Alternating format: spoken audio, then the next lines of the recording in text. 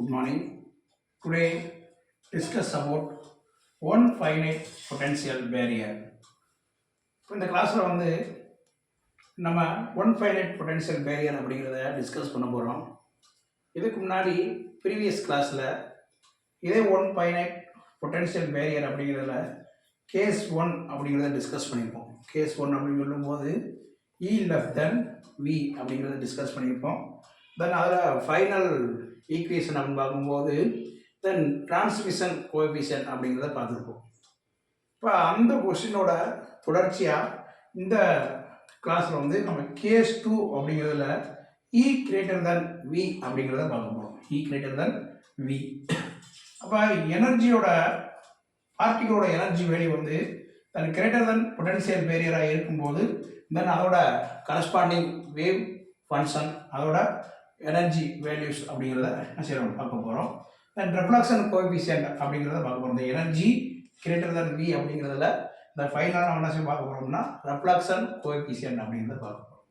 இப்போ இதில் பார்த்தோம்னா ஒன் ஃபைனைட் பொட்டன்ஷியல் பேரியர் அப்படின்னு சொல்லும்போது இந்த டயக்ராமில் இந்த ஒன் டைமென்ஷனல் பாக்ஸில் பார்ட்டிகிள் இன் பாக்ஸில் என்னது பார்ட்டிகிள் எங்கே இருக்குது பாக்ஸுக்குள்ளே இன்சைட் தி பாக்ஸு. அதோட வெளியே V0 அப்படின்னு சொல்லுவோம். இதில் இந்த பாக்ஸில் இருக்கக்கூடிய எக்ஸோட வேல்யூ 0. இந்த எண்டு என்னதுன்னா இந்த பொட்டன்ஷியல் பேரியர் ஹைட் அப்படின்னு பார்த்தோம்னா V = இன்ஃபினிட்டி. இந்த சைடு பொட்டன்ஷியல் பேரியர் அப்படின்னு சொல்லும்போது V = V அப்படின்னு பார்க்கணும். இது என்னது x = 0லேருந்து x = L அப்படிங்கிற தூரத்தில் இந்த பொட்டன்ஷியல் பாக்ஸுக்குள்ளே இருக்கக்கூடிய பார்ட்டிகிள்ஸோட எனர்ஜி அப்படிங்கிறது V0. அப்போ இதில் நம்ம என்ன பார்க்கணும்னா பார்ட்டிகிள்ஸோட value E greater than V அப்படிங்கிறது பார்க்கணும். E கிரேட்டர் தென் V அப்படின்னு சொல்லும்போது இந்த பாக்ஸுக்குள்ள இருக்கக்கூடிய பார்ட்டிகளோட எனர்ஜி லெவல் என்னது பொட்டன்ஷியல் பேரியர் காட்டிலும் அதிகமாக இருக்கும்போது தான் அதோட வேவ் ஃபங்க்ஷன் அப்படிங்கிறது. அப்போ இதில் பார்ட்டிகிள் இன்சைட் த பாக்ஸ் அப்படின்னு சொல்லும்போது region 1, outside the box அப்படின்னு சொல்லும்போது ரீஜியன் 2. இப்போ ரீஜியன் 1 அண்ட் ரீஜியன் 2 அப்படின்னு சொல்லும்போது இதோட ஜென்ரல் சொல்யூஷன் பார்க்கும்போது இந்த ψ1 = A sin k1x இது ரீஜியன் 1. ரீஜியன் 2 அப்படின்னு சொல்லும்போது ψ2 = C sin k2x plus D cos k2x.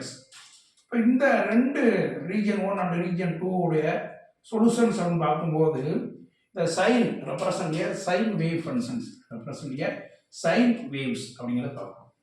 இப்போ இது the analogues of obtained free particle case.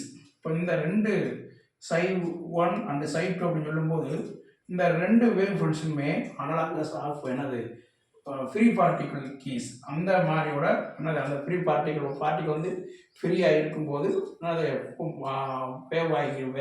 Wave ஃபங்க்ஷனாக இருக்கும்போது அதோட சொல்யூஷன் அப்படிங்கிறத பார்க்கணும் அனலாகஸ் அப்படிங்கிறது. இதோட எக்ஸ்பொட்டன்ஷியல் ஃபார்ம் அப்படின்னு பார்க்கும்போது equation 3ல் ψ1 = A dash exponential I k1x plus P dash exponential minus I k1x. இது ரீஜியன் 1ஓட exponential form. And region 2 exponential form ψ2 = C dash exponential I k2x plus D dash exponential minus I k2x equation 4. Then இதில் k1 and k2 value அப்படின்னு சொல்லும்போது then நம்ம எழுதியிருப்போம் starting time independent wave equation that is stationary wave equations அப்படின்னு சொல்லும்போது இந்த k1 k2 அப்படிங்கிறது அது கான்ஸ்டன்ட் அப்படின்னு சொல்லியிருப்போம். k1 வேல்யூ பார்க்கும்போது 8/² me / h² 1/2. இது அது ரீஜியன் 1. தென் ரீஜியன் 1ல k1 constant value time independent wave equations அப்படிங்கிறது. k2 value = 8/² me - v / h² 1/2 அப்படிங்கிறது. தென் k1 k2 அப்படிங்கிறது the constant value for exponential value அந்த equation 3 and 4 k1 and k2 value. இப்போ இதில் பார்த்தோம்னா நம்ம ரீஜியன் 1ல் இருந்து பார்ட்டிகிள் என்ன செய்யுது இந்த மாதிரி பாசிட்டிவ் டைரக்ஷனில் மூவ் ஆகுது.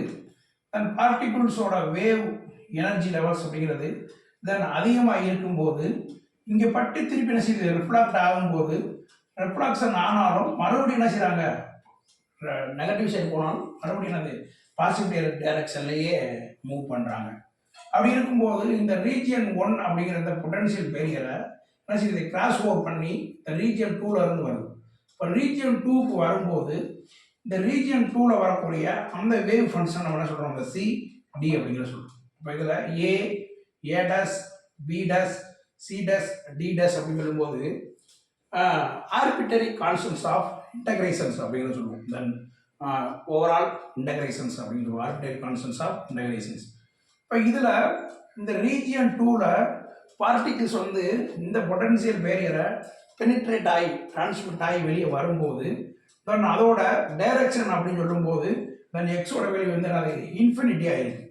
அப்படி இன்ஃபினிட்டி ஆகி இருக்கும்போது தென் அதை வந்து என்ன சொல்கிறோம் அப்படின்னா அந்த இன்ஃபினிட்டி வேல்யூ அப்படின்னு சொன்னாலுமே என்னது 2 என்னது 0 வேல்யூ. இந்த மாதிரி என்னது அந்த பார்ட்டிகிள் வந்து வேவ் ட்ராவல் ஆகி போகும்போது ரீஜியன் 2ல் இருந்து தென் என்னது ரொம்ப ஹை எனர்ஜி லெவலில் போகும்போது தென் அதோட எனர்ஜி லெவல் அப்படிங்கிறது என்னது 0 அப்படின்ட்டா 2 என்னது 0 அப்படிங்கிறது சொல்கிறோம்.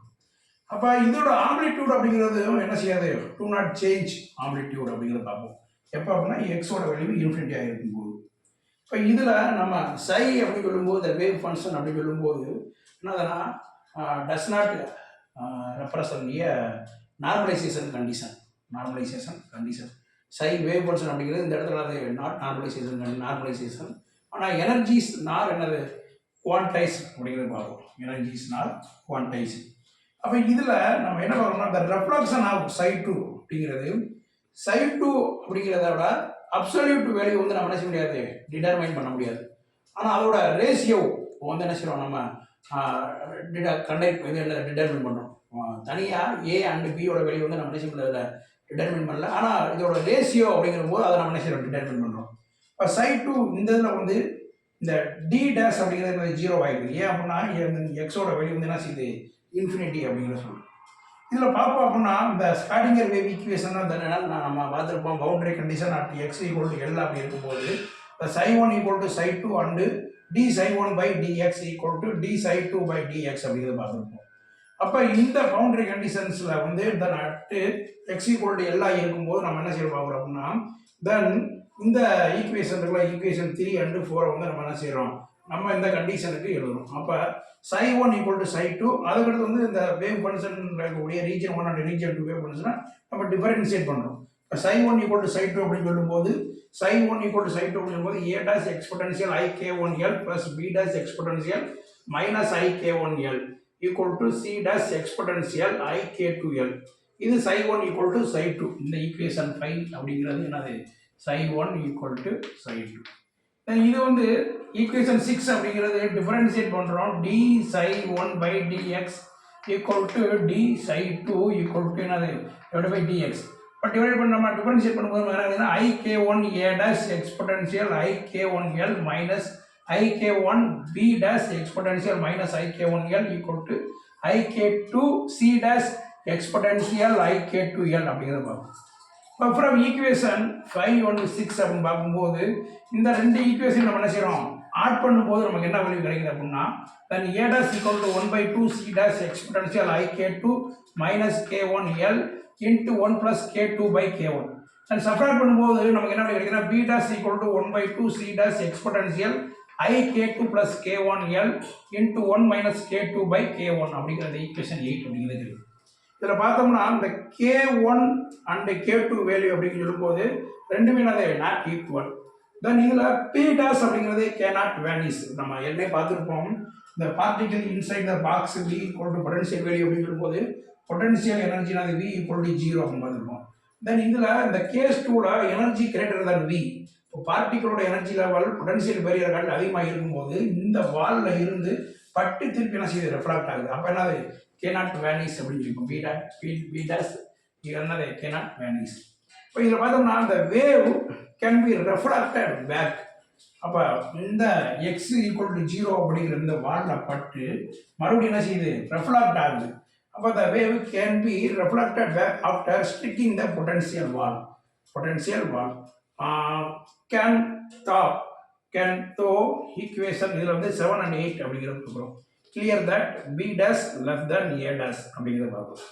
இப்போ இதில் பார்த்தோம்னா எனர்ஜி கிரேட்டர் தன் V அப்படிங்கிறதுனால தான் நமக்கு என்ன செய்யுது அப்படின்னா இந்த ரெஃப்ளக்ட் அப்படிங்கிறது என்ன செய்யுது, இந்த sticking the potential wall even though அப்படிங்கிறத பார்க்குறோம். இதில் நம்ம என்ன பார்க்குறோம் அப்படின்னா இந்த b dash less than a dash r என்னது b dash model square less than a dash model square அப்படிங்கிறது probability of reflection the probability of propagating over the wall அப்படிங்கிறது probability of reflection less than probability of reflection less than the probability of propagating over the wall.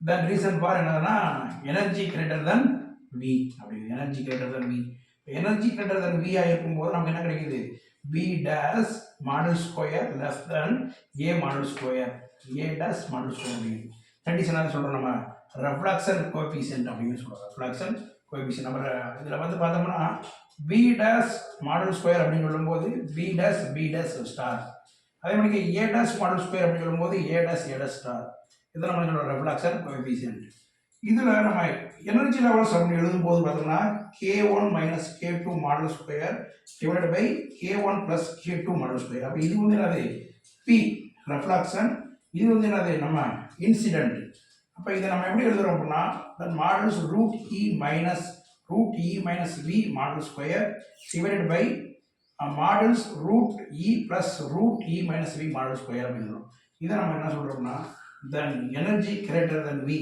இருக்கும்போது then அந்த RT1 finite potential பேரியரோட reflection coefficient அப்படிங்கிறத பார்க்குறோம் reflection coefficient அப்படிங்கிறத இப்போ இந்த one finite potential barrier அப்படிங்கிறத ப்ரீவியஸ் கிளாஸில் நம்ம எனர்ஜி லெஸ் தென் வி அப்படிங்கிறத பார்த்துருக்கோம் இந்த கிளாஸில் எனர்ஜி கிரேட்டர் தென் வி அப்படிங்கிறத டிஸ்கஸ் பண்ணியிருக்கோம் ஓகே தேங்க்யூ